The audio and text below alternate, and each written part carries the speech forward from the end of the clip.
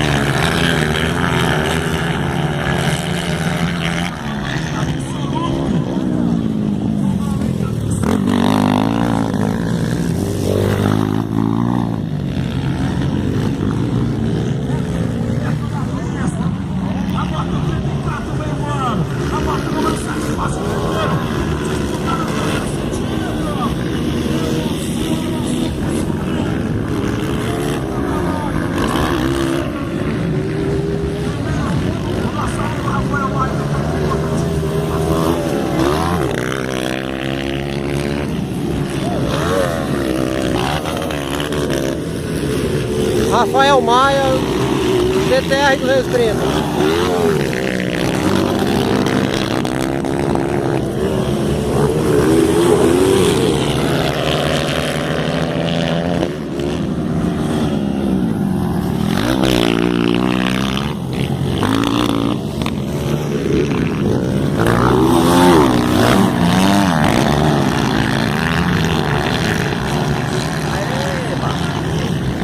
Wesley caiu. Well?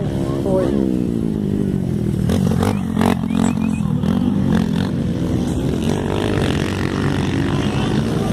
Ali é o Rafael Maia, caiu primeiro.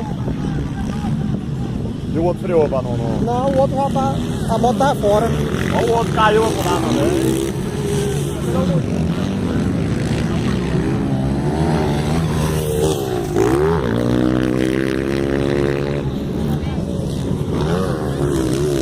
Caiu foi a corrente.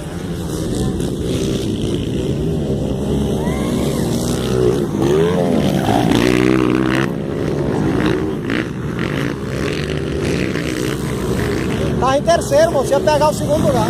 É? Ele já tava em terceiro. Ele tá em segundo, ó. É o quê? Esse cara aí tá em segundo.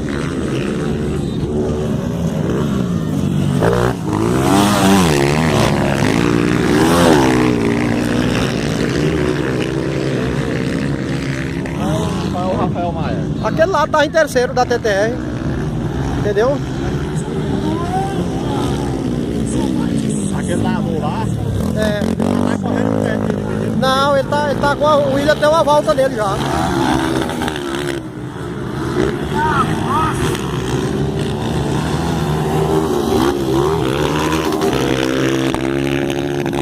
Entendeu? Ele caiu. Ele caiu bem aqui. E eu não sei como foi essa derrapada dele. Ele sobrou ali, ó.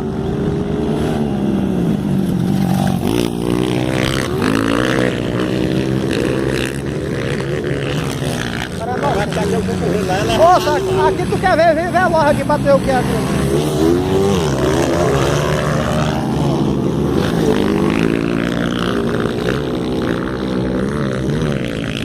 Esse cara corre da frente de onde?